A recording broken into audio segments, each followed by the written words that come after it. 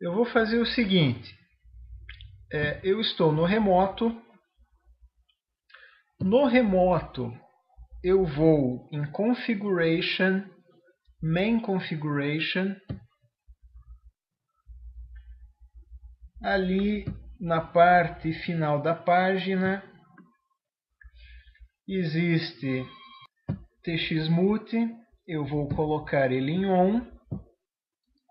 E vou colocar aqui por 4 minutinhos aí, tá? Então, 240 segundos. Executar. Eu já executei aqui. Então, eu quebrei o enlace. E aí no terminal local, quem está na página Main Status vai estar observando que o enlace está quebrado. Em Modem Status aparece Acquire ERR Frac Sweep. Então aquele valor de radial MSE ali não importa mais, tá? Aquilo ali é fictício, porque eu não tenho sincronismo no demodulador, o enlace está quebrado. E vocês observam, ali no Local System Summary, o RX Level aparece com o sinal de menor do que menos 82 dBm.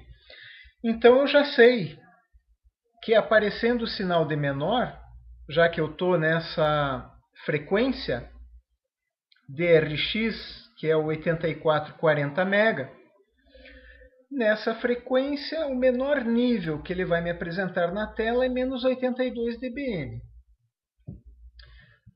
Então, indo em Spectrum, eu simplesmente vou apertar o botão Get Ready Spectrum e ele vai fazer a plotagem.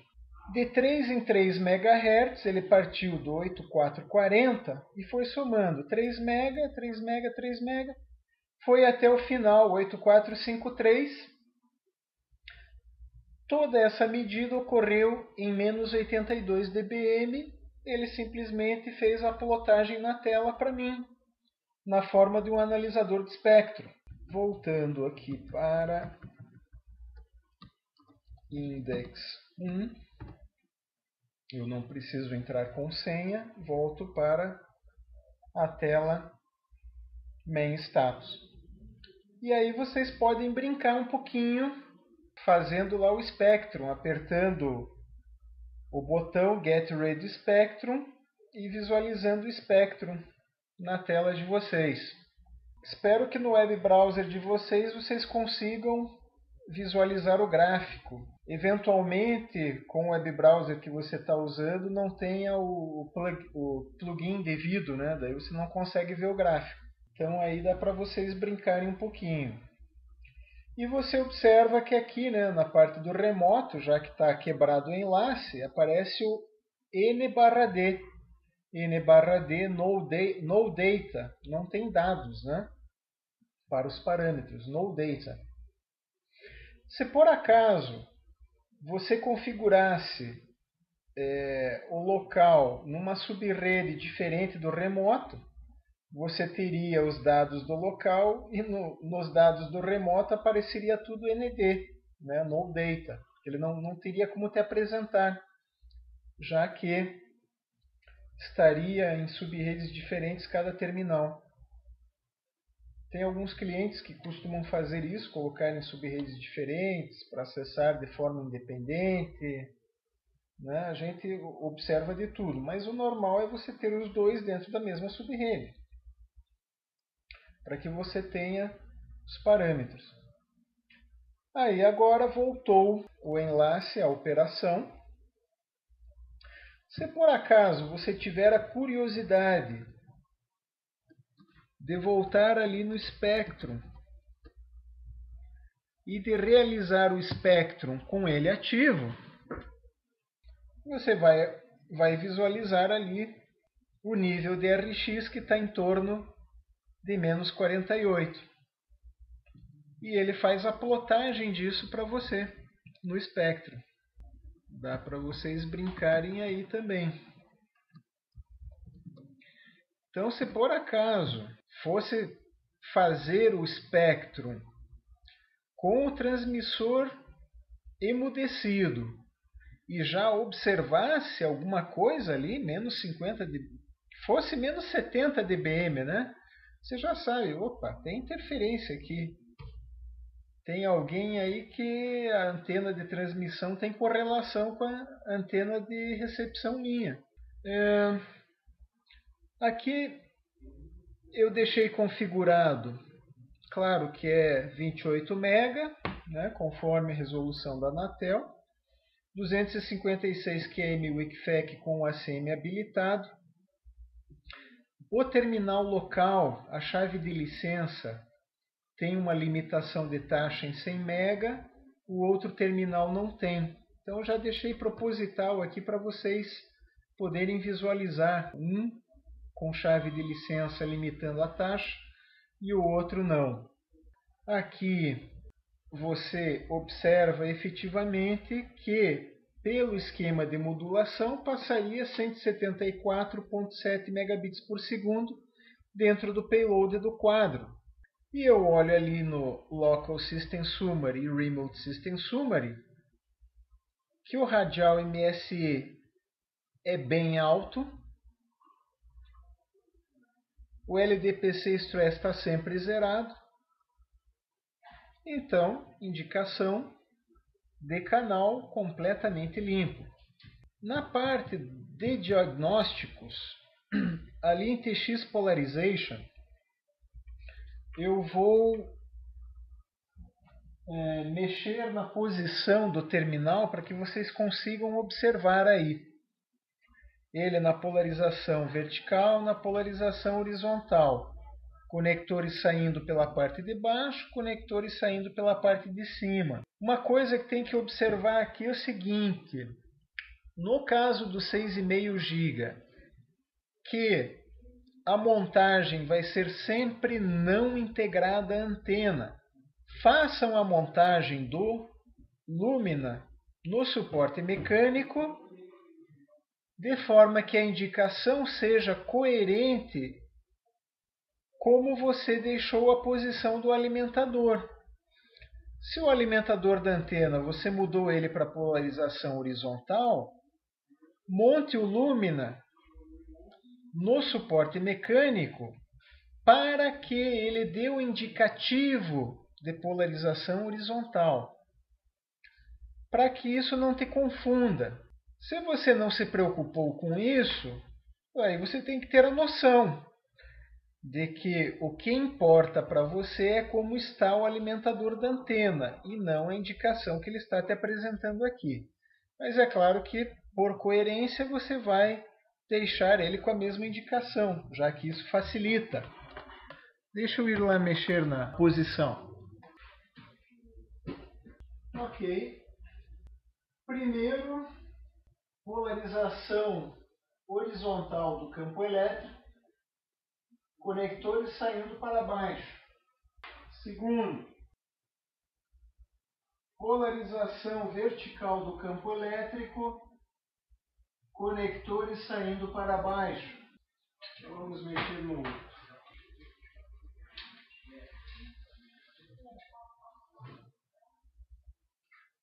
Ok, mexi na posição do remoto. Polarização vertical do campo elétrico, conectores para cima, fazendo o giro em 90 graus. Polarização horizontal do campo elétrico, conectores saindo para cima.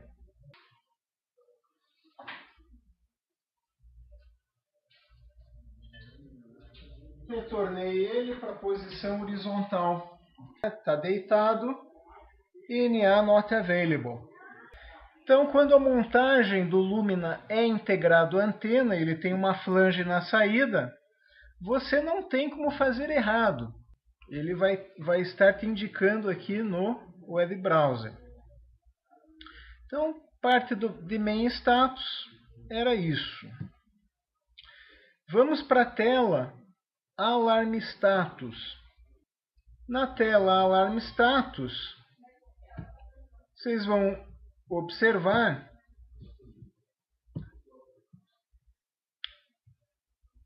que não tem absolutamente nada ali, no alarms. A mesma coisa para status da agregação e proteção, que está desabilitado. Nessa versão de firmware 16326, a partir dela, o pessoal fez a página Status Diagnostics Data. Em Diagnostics Data, eles facilitaram a nossa vida. Colocaram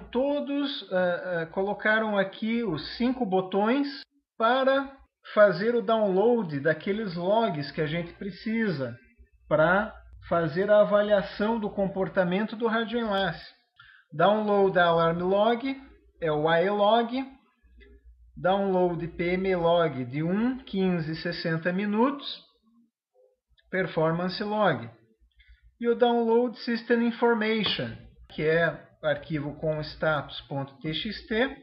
Então aí vocês podem tanto entrar no terminal local ou no terminal remoto. Vocês podem se dividir aí para não ficar tão lento para o Lumina responder também, né?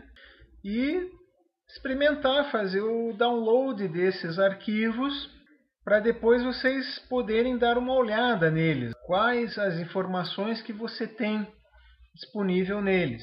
Depois eu volto a falar um pouco mais a respeito desses arquivos textos dos logs. Configuration Wizard, na realidade eu vou bypassá-lo, né? Porque a gente já visualizou lá durante a apresentação. Mas, como o enlace está ativo, você observa ali no Configuration Wizard, Configuration Wizard, a página, tem o botão Enable. Se eu quiser realizar a configuração nos 2 terminais, ele vai mostrar e realizar a configuração para os 2 terminais. Uma coisa que eu não falei lá é a respeito do TX Power Mode. No passo 3 aqui do Configuration Wizard, você tem um campo chamado TX Power Mode como fixado ou variable. Significa o quê? O 13 dBm que eu deixei configurado para o rádio, ali ele me informa. Eu poderia configurar de 8 até 20, mas eu configurei para 13. Se eu estou com o ACM habilitado e eu configuro ali para fixado, mesmo que de acordo com o valor do radial MSE, devido a algum efeito de propagação ou evento externo no enlace, ele comute para uma modulação mais robusta, a potência de transmissão sempre será 13 dBm. Já no caso do variable, se eu tivesse escolhido o variable, ele subiria a potência de transmissão dependendo do esquema de modulação usado. Então, imagine que eu estivesse com 20 dBm para 256 QAM, estivesse ele com o modo variável.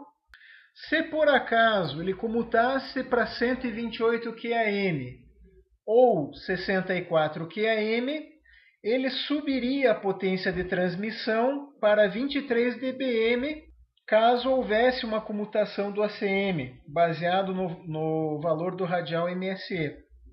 Aonde está a utilidade desse TX Power Mode?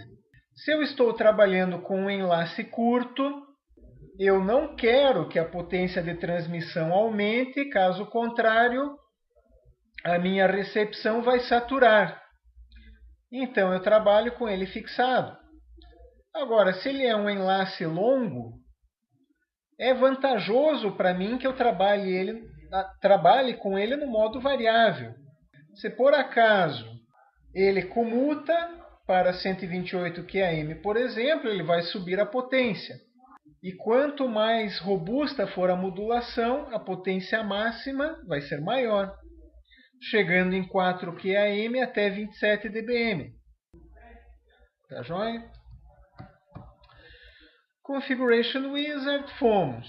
Bom, se eu for querer fazer a configuração de forma manual, né, ela estava concentrada no assistente de configuração. Se a gente for agora para a página Main Configuration, em Main Configuration, ele vai estar dividido em seções. Vocês observam lá, seção de rádio, seção de ATPC, seção de modem, seção de loopback.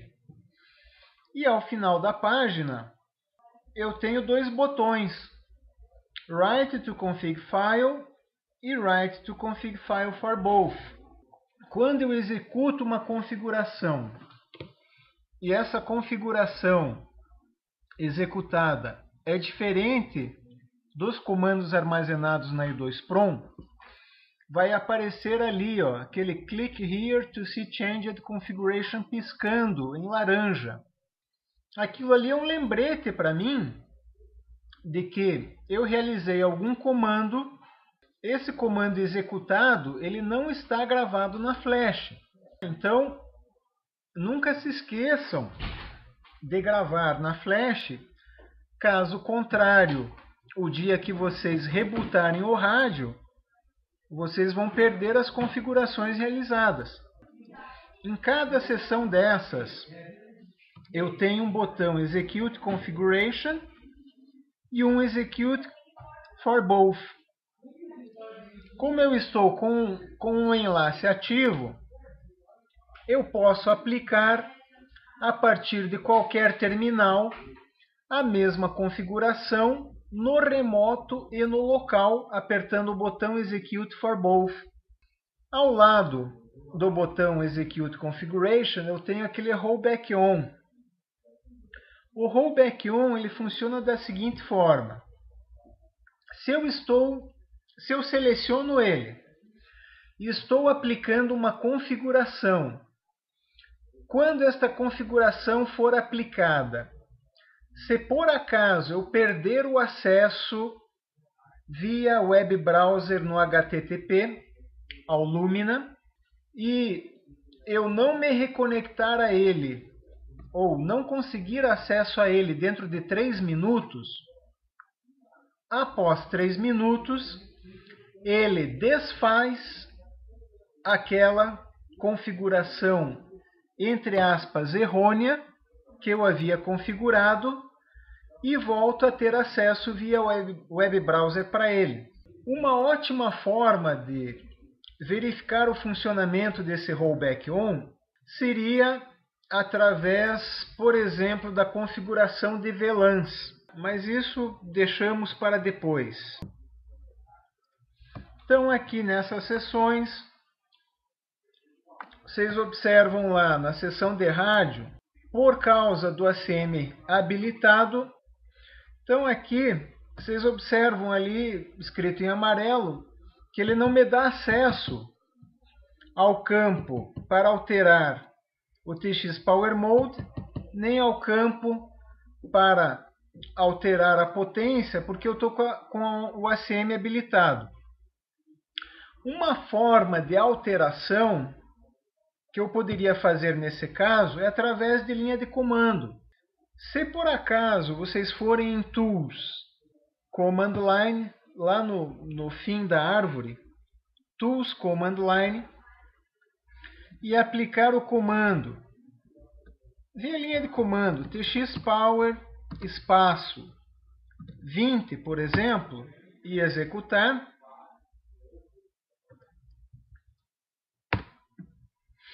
vocês vão ver em Main Configuration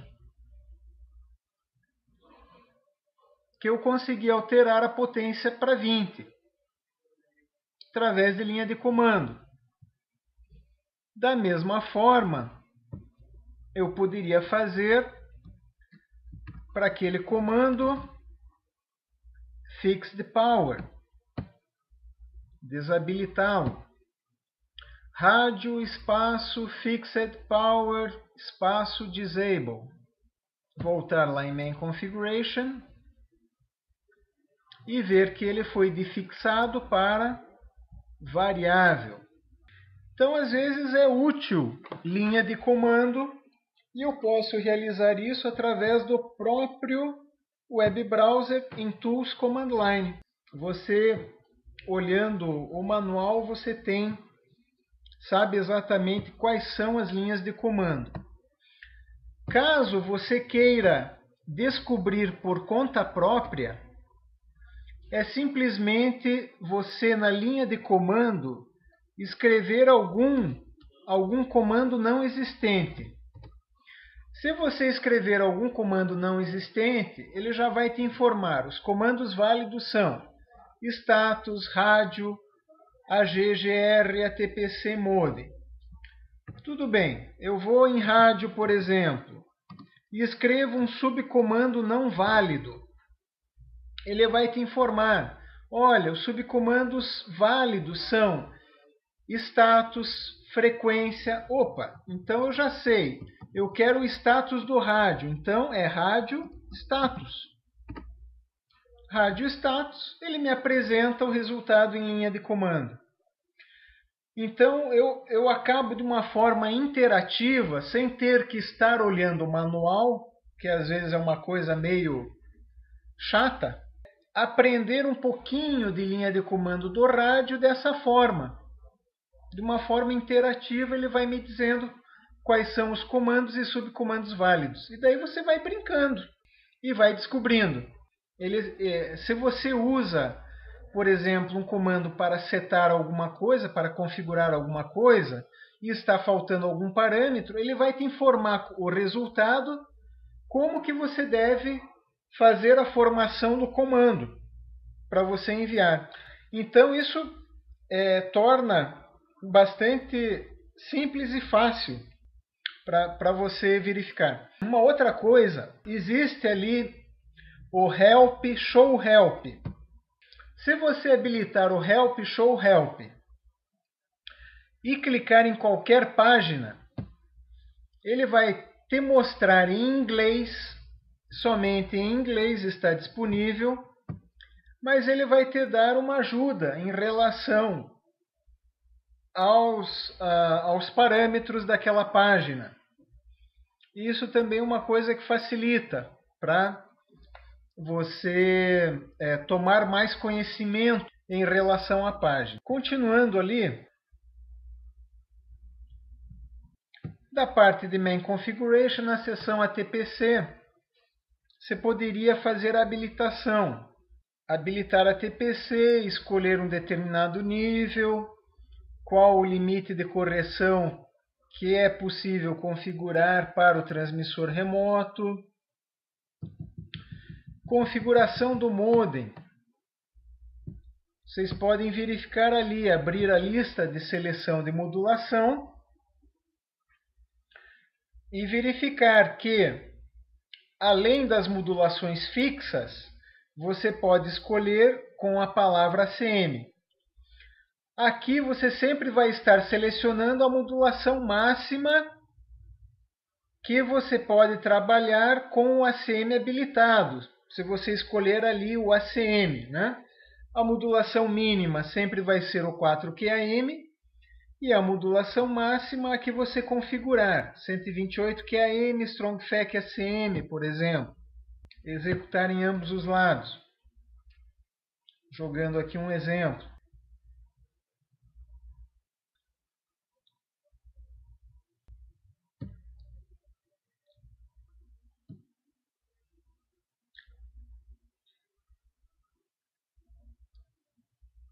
Então aí eu fiz um exemplo, joguei tudo para 128 QAM Strong FEC. Se você quiser mexer na modulação mínima que o ACM vai utilizar, você não tem como configurar através do Main Configuration, mas você pode realizá-lo por linha de comando. Eu vou dar um exemplo aqui por linha de comando, tá?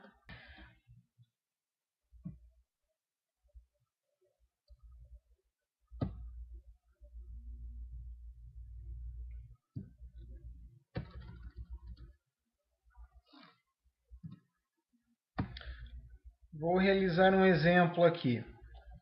Modem espaço 7, espaço 28.000, espaço 32 QAM, espaço 256 QAM, espaço 1, espaço 0. Eu vou executar.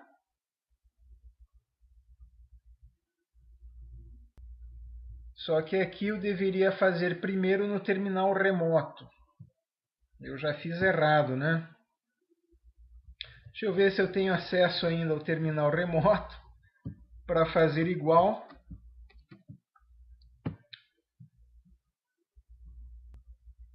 Tenho acesso. Então, vou executar o mesmo no terminal remoto, terminal local.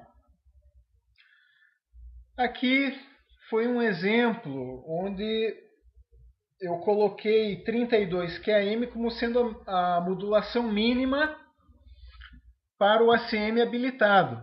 Através de linha de comando, eu consigo realizar esse tipo de coisa. Então, só para vocês terem uma pequena noção,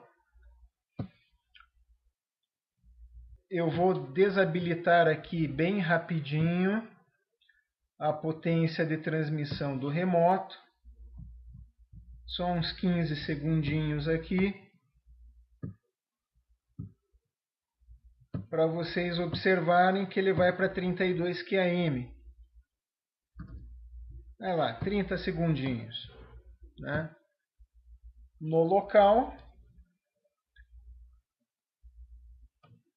em modem status, vocês observam lá que a modulação mínima que ele foi é 32 QAM Strong FEC, não é mais 4 QAM. Só exemplificando. Se quiser alterar a modulação mínima para o ACM, somente através de linha de comando. Aí, já retornou o enlace, voltou ao normal. Voltando ali em Main Configuration, aí você tem a parte dos loopbacks. Na parte dos loopbacks eu poderia selecionar loopback de FI e loopback de modem. Por aqui é só FI e modem que eu tenho acesso. Vou fazer um exemplo aqui, pessoal. Eu vou fazer o seguinte, tá? Eu vou colocar 256 QAM WIC-FEC fixo, só para vocês poderem observar. E na realidade, eu vou realizar os loopbacks por linha de comando. Lá em Tools Command Line,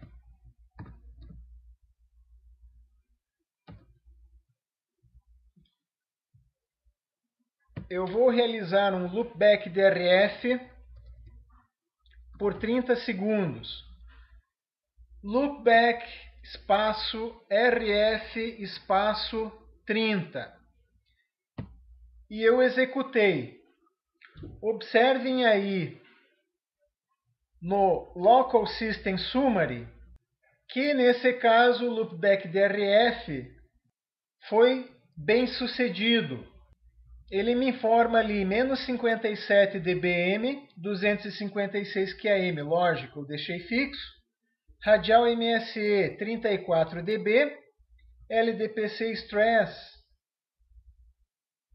estava em 10 a menos 7 lá. Agora já passou os 30 segundos do loopback e retornou ao normal. Na realidade, eu fiz uma verificação e obtive um sinal coerente. Aí você precisa saber avaliar a resposta que ele te dá. Vou fazer o seguinte agora.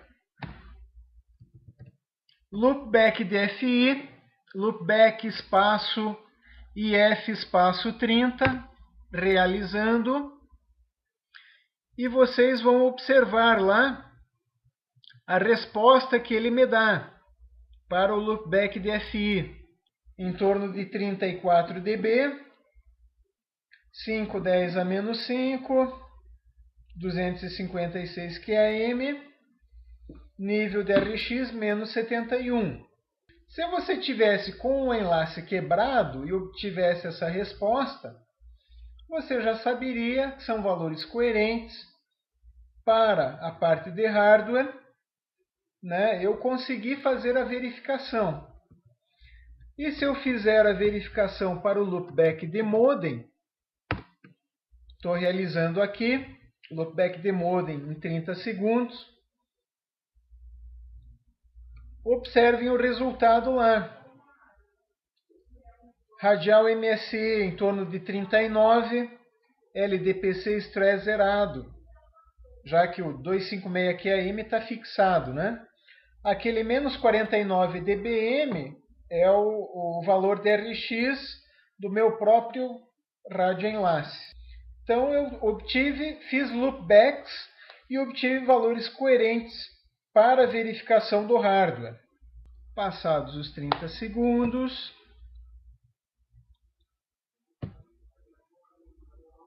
retorna o enlace. Enlace retornou. O bom aqui é que eu consigo fazer isso de forma temporizada, o que facilita muito, tanto a parte de emudecimento quanto loopbacks. Então, na parte de Configuration, Main Configuration, passamos por tudo, ok? System Configuration. Aqui eu tenho separado as seções, parte de usuário, nome de estação, outras configurações, upgrade de software, service information. Da mesma forma, ao final da página, ali eu tenho write to config file. Aqui está no meio da página. Então eu posso fazer as configurações diretas aqui, se eu quiser, né? Aquelas configurações que eu havia realizado pelo assistente de configuração. Então, upgrade de software, eu simplesmente selecionaria o arquivo de interesse. Sempre vai ser um tipo de arquivo cfipl 163.elf.exip,ec, né? Eu selecionaria o arquivo, apertaria o botão upload e ele vai executar, né? Vai fazer o upload, vai rebootar automaticamente e fazer subir a versão de firmware. Ali em Service Information, eu tenho o Open Full System Information Page e ao lado dele o Download System Information, que é aquele arquivo com status.txt que, para nossa sorte, eles colocaram um atalho em Diagnostics Data. Mas aqui é onde ele reside. Vou adiante, IP Configuration, fazer a configuração ali, de forma manual. Aqui você observa os serviços IPs, que nesse terminal eu startei o FTP Service. Então, vocês remotamente, através de um cliente FTP, vocês podem entrar nesse rádio e verificar o que tem na parte visível da flash dele. Tá joia? Depois vocês verificam isso. Se precisasse fazer um roteamento estático, poderia ser feito aqui também. Vamos adiante. Configuração de Ethernet. Aqui uma coisa importante. Como ele está em autonegociação, você tem que verificar se ele autonegociou o correto com a porta do teu switch.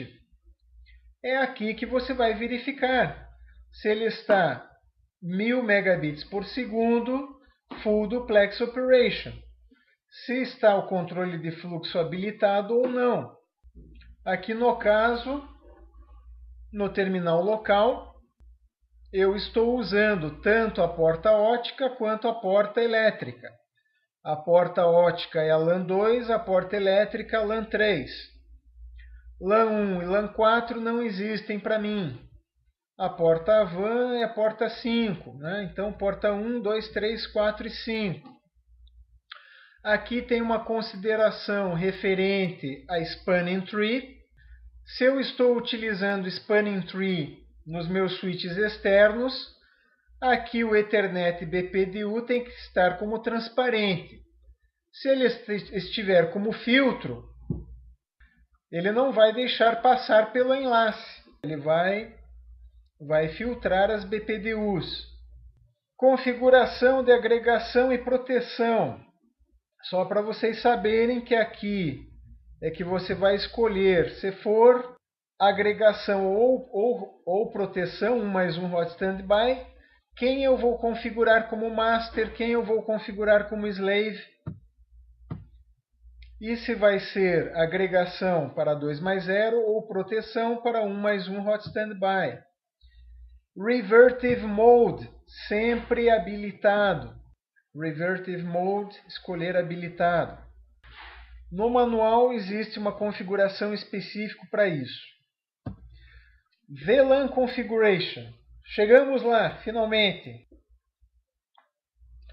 Configuração de VLAN, pessoal. Aqui eu já estou dando um exemplo para vocês de configuração de VLAN. Inclusive, eu estou com o Lumina ligado ao switch. E por que apareceu lá LAN 2 e LAN 3? Porque eu estou dividindo. Eu estou fazendo uma divisão.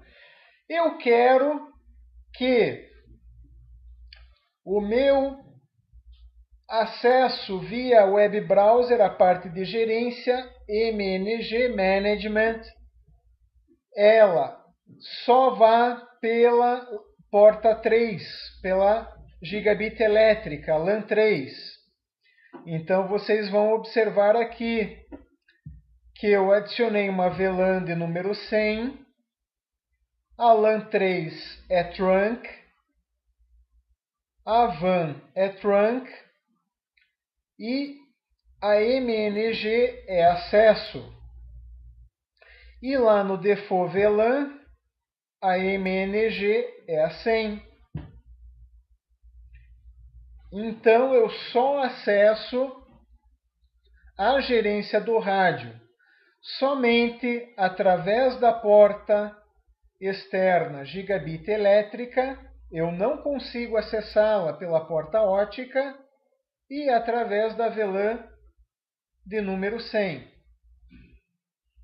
Ele está dessa forma. Vocês estão acessando através do switch dessa forma, na VLAN número 100.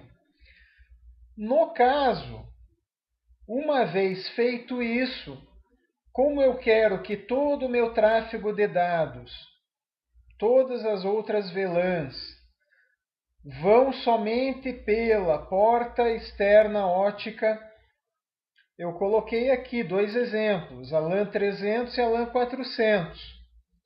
A LAN 2 eu configurei 300 e 400 como trunk, a VAN como trunk, a MNG não. A MNG somente é acesso na 100. Então a 300 e a 400 LAN 2 trunk e VAN trunk. E eu obrigatoriamente coloquei aqui uma VLAN ID número 1 para todos, LAN 2 trunk, LAN 3 trunk, VAN trunk, tá? Porta ótica, porta elétrica como trunk, a VAN como trunk. Essa é uma VLAN ID que eu preciso configurar. Aqui no caso eu estava fazendo uma configuração 2 mais 0 para que a agregação do link fosse realizada através dos switches externos. Então, por isso eu estava fazendo a configuração dessa forma.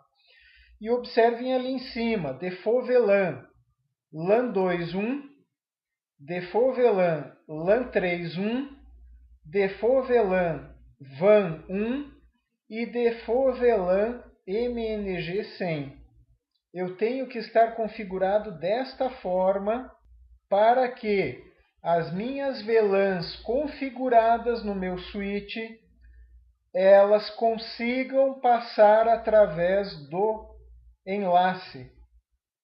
Como eu configurei as VLANs lá e estou indicando para ele que a gerência só vai pela porta gigabit elétrica e os dados de tráfego somente pela porta ótica, já que eu obrigatoriamente tenho que configurar por VLAN isso, para fazer essa separação.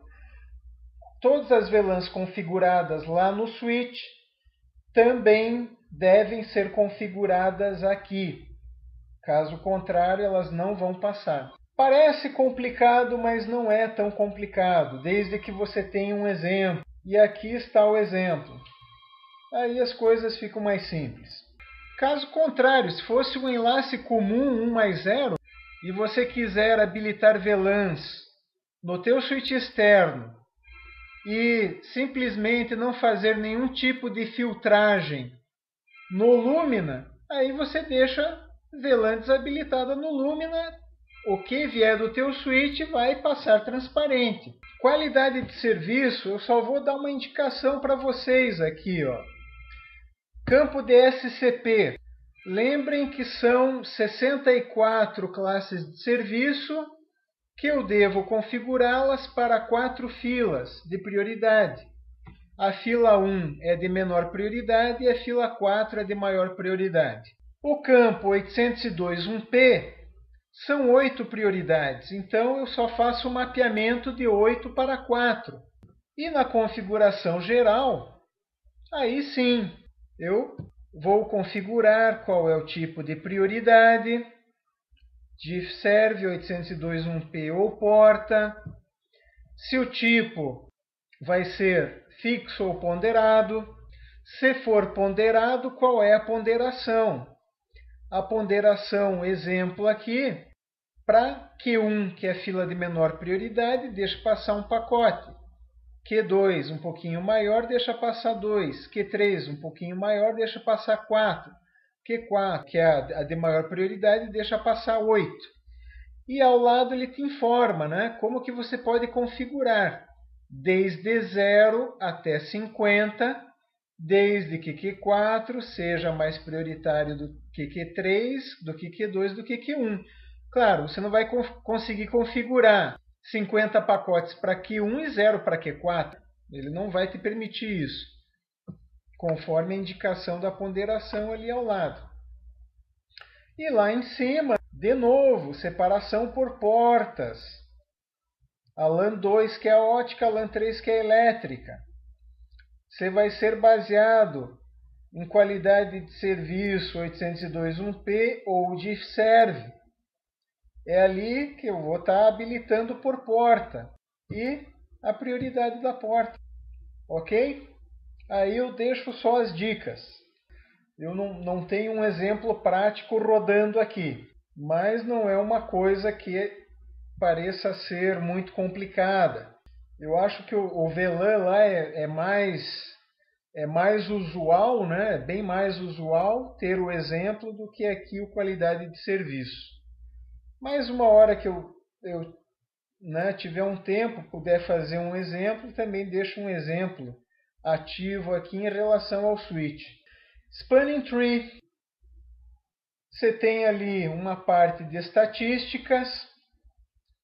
Vai mostrar as estatísticas do que foi trocado de BPDUs entre as bridges, através de qual porta. Como eu andei configurando aqui instâncias, né? Eu tenho a instância 0, tenho a instância 1, tenho a instância 2, tenho a instância 3. Mapeamento das regiões. Aqui, óbvio, se eu for separar em regiões e dentro dessas regiões as instâncias. Quais são as VLANs que eu vou colocar em determinadas instâncias. Então vocês podem dar uma olhada nos exemplos aí. Eu andei fazendo uns exemplos aí de instância 3, instância 2, instância 1. Então vocês sabem o que sobrou de VLAN para instância 0. Dando o nome da região, a revisão da região. Eu deixei alguns exemplos aqui, que eu estava brincando junto com o meu switch. E na parte de configuração, aí fazer a habilitação aqui, pura e simples, da versão do Spanning Tree. Se eu fiz mapeamento de VLANs, obviamente que eu vou habilitar o Multiple Spanning Tree. Se eu quiser o Rapid Spanning Tree ou o Spanning Tree Compatibility, lá para a primeira versão de 1998, está aí. Configuração SNMPv1. Aqui simplesmente adicionar um exemplo. Colocar SAF Public para Read, SAF Private para Write. Vou adicionar aqui o endereço aonde estaria rodando o meu software de gerência. Vou adicionar tanto no Trap Host quanto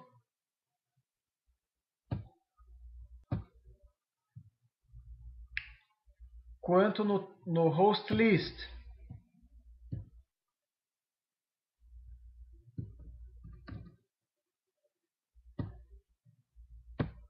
Se eu não adicionar a lista e eu for fazer um pooling para esse Lumina, ele não vai responder se não estiver adicionado dentro da lista dele. De quem que ele está recebendo as mensagens de GET, as mensagens de SET. Simplesmente executo, escrevo na Flash, por exemplo. Então eu fiz aí um exemplo para vocês. Vocês podem clicar ali no SNMPv1 Configuration, está lá um exemplo. Uma vez que eu executei e ele está na lista, ele passa a responder ao pooling. Caso contrário, não vai responder. Na versão 2 é a mesma coisa, é só fazer o mesmo tipo de configuração. Somente de que não pode ser igual o read e o write, né? As comunidades não podem ser as mesmas na versão 1 e na versão 2. Configuração de alarme. Aqui vocês têm configuração de alarme 3 colunas. Uma nível global, uma log e a outra SNMP. E vários alarmes de hardware. Se aqueles alarmes que não estão selecionados na coluna SNMP, ele não vai gerar mensagem de trap para aquele alarme. Se ele está selecionado na coluna SNMP e aquele alarme ocorrer, ele vai gerar uma mensagem de trap. No log, é para ele entrar dentro do Alarm Event Log. Se ele está selecionado, ele vai entrar dentro do Alarm Event Log. Se ele não estiver selecionado, ele não vai entrar como alarme dentro do Alarm Event Log. Na coluna global, se ele não estiver selecionado, é como simplesmente não existe esse alarme no sistema. Se ele está selecionado e o alarme ocorrer, ele vai aparecer no sistema. Se ele não estiver a nível global selecionado, é como se esse alarme jamais existisse. Ele simplesmente deixa de existir. Alarm Threshold Configuration, configuração dos limiares de alarme. Então eu vou fazer um exemplo aqui, ó. Todos eles estão setados para o default, configurados para o default. Eu vou pegar o exemplo da tensão de entrada. A tensão de entrada atual é 46,27 volts no terminal local. Ao invés de 57, eu vou dizer que é 46. E vou executar. Vocês vão ver que Main Supply Voltage Failure, ele ocorreu com 46,25 volts. Se você olhar em main status, no final da página main status, ele te apresenta lá como vermelho, input voltage. Se você está olhando ele em Alarm Threshold Configuration, ele aparece o valor como vermelho. Se você for em Performance Alarm Log, você vai ver que ele aparece no log de alarmes como Main Supply Voltage Failure, o valor dele, 4627, e a palavra SET. Então você sabe que ocorreu o alarme. A palavra SET está registrado, está no registro, ocorreu o alarme. Você não perde esse registro, ele está na E2PROM. E isso ocorreu por quê? Porque lá no Alarm Configuration, naquelas colunas Global Log e SNMP, Main Supply Voltage Failure está selecionado nas 3 colunas. Então, e ele gerou uma mensagem de trap automaticamente. Se você tivesse com o teu software de gerência e o teu software de gerência fosse apto a interceptar as mensagens de trap vindas dos agentes, ele teria interceptado uma mensagem vinda deste Lumina. Agora eu vou voltar lá no Alarm Threshold Configuration. Eu vou selecionar para o default, vou executar. Esse alarme vai sair.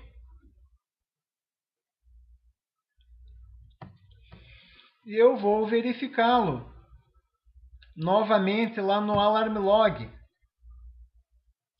Observem lá, pessoal. No Alarm Log está registrado Main Power Voltage Failure, o valor 46.25 e a palavra reset. Ou seja, para ele, quando ocorreu esse valor, saiu o alarme, palavra reset. Está armazenado no registro. Não tenho mais o alarme. É dessa maneira que funciona. E está tudo registrado no Alarm Event Log. Vocês observam lá, comandos realizados a partir da interface web, comandos realizados a partir da interface task. Task significa comandos realizados através do Configuration Wizard. Comandos realizados através da interface Telnet. Comandos realizados através da interface Serial. Ele diferencia tudo aqui. E o resto vão ser os alarmes que ocorreram. Configuração e alarme está tudo aqui. Tudo registrado, tudo dentro da E2PROM. Eu tenho como fazer a análise. Performance Log Config. Aqui está a configuração, valor mínimo e máximo. Quando eu for analisar o Performance Log para a coluna Threshold Seconds. Se vocês estiverem nessa página e habilitarem o Show Help, vocês vão ver ali que ele fala: se o parâmetro ultrapassar os níveis de limiar, o Threshold Second será contado, o campo TS.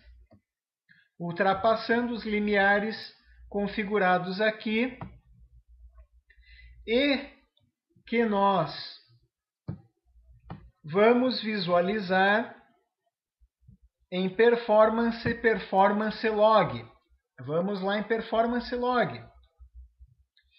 Em Performance Log, independente dos parâmetros selecionados acima, se eu fizer o download através dos links de 1, 15 e 60 minutos, dentro desses logs estarão os 9 parâmetros de performance. Agora, se eu quiser somente visualizá-los na tela, Eu dou um Save and Proceed, escolho os parâmetros que eu quero visualizar na tela.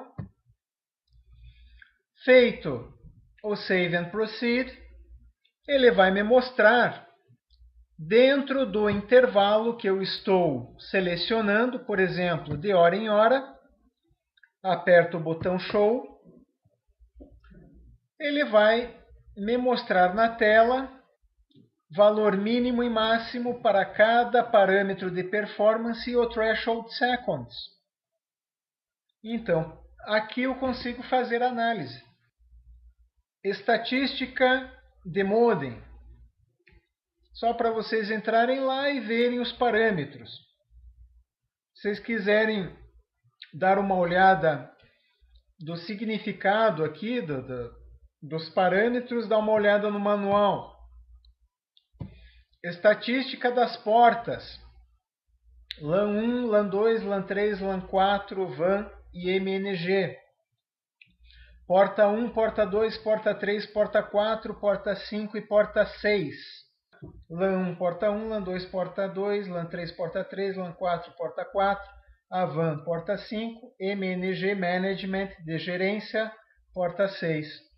Então aí vocês podem dar uma olhada no manual, significado.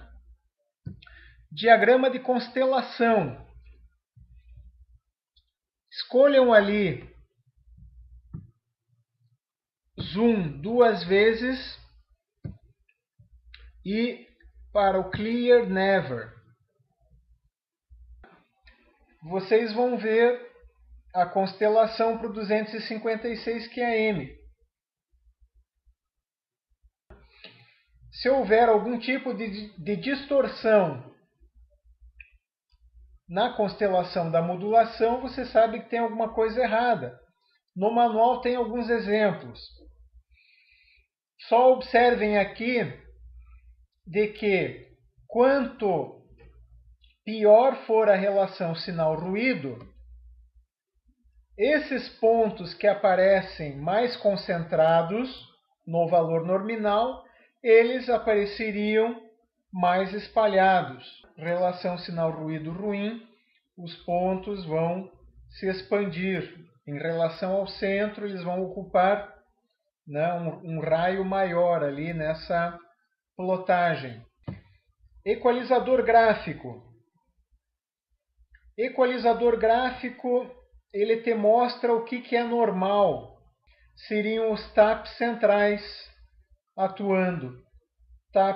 Um tap central grande e taps laterais baixinhos. Isso é o normal. Se você tiver, são 12 taps para a direita e 12 taps para a esquerda. São 24 pontos de equalização. Se você observar esses pontos de equalização atuando, você vai ter upfadings ou downfadings. E a resposta em frequência que aparece ali embaixo do teu espectro DFI ou do teu espectro DRF, já que existe a correlação, você não teria ele de forma linear, você vai ter ele todo quebrado. Você tem um exemplo disso no manual. Performance Graph. Aqui você tem 8 parâmetros de performance que você pode colocá-los 2 a 2 para serem apresentados na tela. Escolher ali na parte de cima a forma que você quer que ele seja apresentado para você. Se dentro do valor configurado ali, se tiver um valor mínimo e um valor máximo, ele vai aparecer isso para você plotado de forma gráfica. Se você não quiser analisar os parâmetros através do Performance Log em arquivo texto, que você joga para um Excel, você pode analisar ele aqui, de forma gráfica. Tools, Ethernet Configuration Files. Observem aqui, eu estou com ele piscando lá em cima, em laranja. Observem na linha 17. O parâmetro executado na linha 17 é o PM Select All. É diferente do que está armazenado na E2 Prom. Então ele ficou lá. com aquele click here to see changed configuration piscando. Na realidade, eu não fiz uma configuração nova, né? Mas como houve um parâmetro novo aqui, por causa daquela apresentação do performance log na tela, ficou isso aí. Se eu der um configuration write, ele vai parar de piscar. Então aqui você consegue observar o que foi executado e o que está armazenado na flash. Você pode pegar esses comandos, jogar para um arquivo texto, fazer o download, assim como você pode pegar esse mesmo comando e fazer um upload para o rádio e executá-los. São comandos texto simples.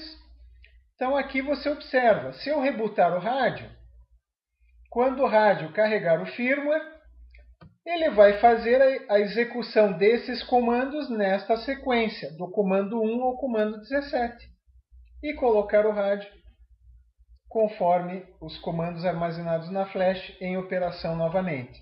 Mais embaixo na página File System Content, você pode observar o que está armazenado dentro da flash. Só tenho na flash o firmware 163, por exemplo. Com isso, acho que a gente chega ao fim.